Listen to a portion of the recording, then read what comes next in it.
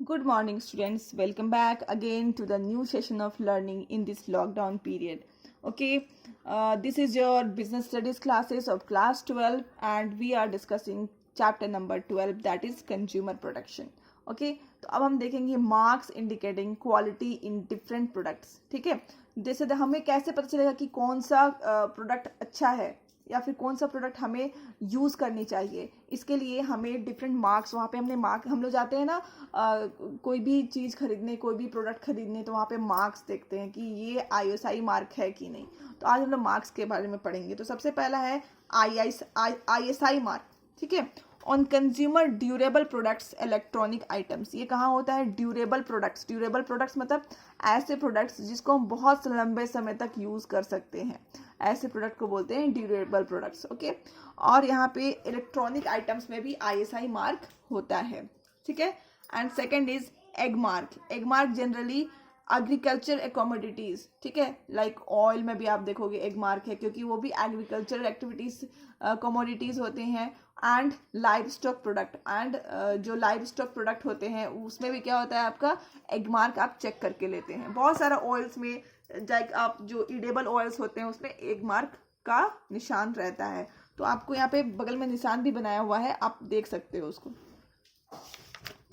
ठीक है, then again BIS hallmark. ये हमेशा BIS जो हॉलमार्क है, ठीक है, ये हमेशा आप ज्वेलरीज में देखते हो. ठीक है, इसको चेक करके लेते हो. ये बताता है कि हमारा जो ज्वेलरी है वो प्योर होता है, वो गोल्ड का होता है. ठीक है, bureau of Indian standard. BIS का पूरा फुल फॉर्म होता है bureau of Indian standard. Okay, तो दिस भी चेक फॉर, ये बताता है कि गोल्ड का प्योरिटी कितना है. ठीक है, देन उल मार्क. जब आप उलन क्लोथ्स खरीदते हो तो इसमें ऐसा उल मार्क दिखाई देता है. अगर ये उल मार्क उसमें है तो इट मीन्स कि हम प्योर ऊन का क्लोथ्स खरीद रहे हैं. ठीक है, eco mark for eco friendly products. आप देखना आजकल इको फ्रेंडली प्रोडक्ट्स बन रहे हैं, मतलब ऐसे प्रोडक्ट्स बन रहे हैं जिसको अगर हम फेंक भी दें तो भी वो इन्वायरमेंट का नुकसान ना करे, बल्कि इन्वायरमेंट के साथ ही मिल जाए, मिक्स हो जाए. तो वैसे प्रोडक्ट को हम बोलते हैं इको मार्क. तो इको मार्क में ऐसे निशान आपको दिखाई देंगे. ठीक है, ये तो था हमारे निशान मार्क्स के बारे में हम जो पढ़ रहे थे, जो हमें देखना चाहिए while परचेजिंग गुड्स.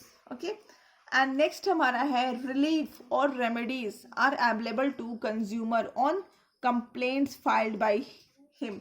मतलब कि अगर हम कोई भी कंज्यूमर के पास अगर डिफेक्टिव गुड्स चला जाए, ठीक है, तो अगर वो कंप्लेन फाइल करता है तो उसको क्या क्या रेमेडीज या फिर क्या क्या रिलीफ मिलेगा, ठीक है, अवेलेबल होगा.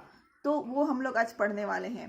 पहला है removal of defective goods, defects from the goods. मान लो आपने एक फ्रिज खरीदा, ठीक है, फ्रिज का कोई पार्ट है ना डिफेक्टिव निकल गया. ठीक है, तो ऐसा भी हो सकता है कि उस डिफेक्टिव पार्ट को वो लोग रिमूव कर देंगे. ठीक है, वो लोग डिफेक्टिव पार्ट को रिमूव कर देंगे. तो ये पहला हो सकता है. अगर मान लो वो डिफेक्टिव पार्ट को रिमूव नहीं कर पाए, वो रिमूव नहीं हो पा रहा है, तो उसको रिप्लेसमेंट ऑफ अ गुड्स वो लोग रिप्लेस कर सकते हैं. रिप्लेसमेंट मतलब आपको वो गुड्स लेकर के सेम उसी टाइप का नया गुड्स दे देना को बोलते हैं replacement.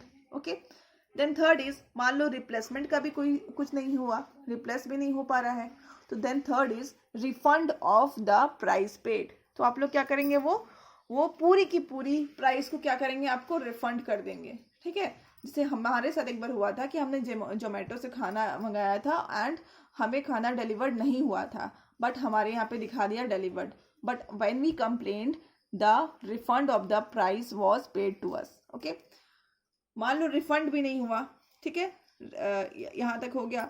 Then D is compensation of loss और इंजरी सफर्ड. मान लो किसी ने गलत प्रेशर कुकर खरीद लिया, मतलब प्रेशर कुकर डिफेक्टिव निकल गया, आप उसमें कुक करते करते वो बहुत ब्लास्ट हो गया and there is a loss to the property. Okay, loss to the property and काफ़ी इंजरी आ गई. जो लेडीज थी वो कुक कर रही थी उनको. ठीक है, तो क्या करेगी, कर सकती है कंपनी, पहले तो जो उनका प्रॉपर्टी का जो नुकसान हुआ है वो उसकी भरपाई होगी, एंड जो इंजरी हुई है वुमेन को उसके लिए भी उसको पैसा पे करना पड़ेगा. ठीक है, एंड उसके बाद है removal of deficiency in services. मान लो आप कोई सर्विसेज ले रहे हो कहीं से, ठीक है, तो वहाँ पे अगर कोई डेफिशिएंसी आ गई है तो उसको आप रिमूव कर सकते हो. Then discontinuous of unfair trade practices, कोई अनफेयर ट्रेड प्रैक्टिसेस कर रहा है तो अगर आप कंप्लेन कर सकते हो तो वो डिसकंटिन्यू भी हो सकता है। Stopping the sale of hazardous goods, मान लो कोई गुड्स आप बेच रहे हो फॉर किड्स ऑल्सो, ओके, अगर उसमें पाया जा रहा है कोई chemicals that is harmful for the kids, तो आप क्या करोगे कि कंप्लेन करने से आप उसके सेल को रुकवा भी सकते हो, ओके।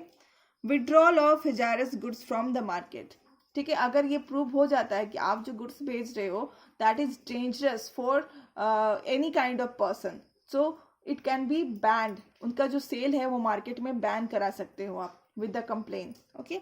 सो देखो हमारे कंप्लेन से हम कितना कुछ कर सकते हैं।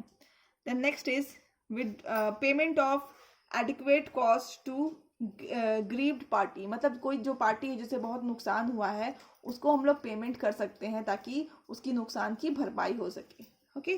To pay any amount to be credited to the consumer welfare fund,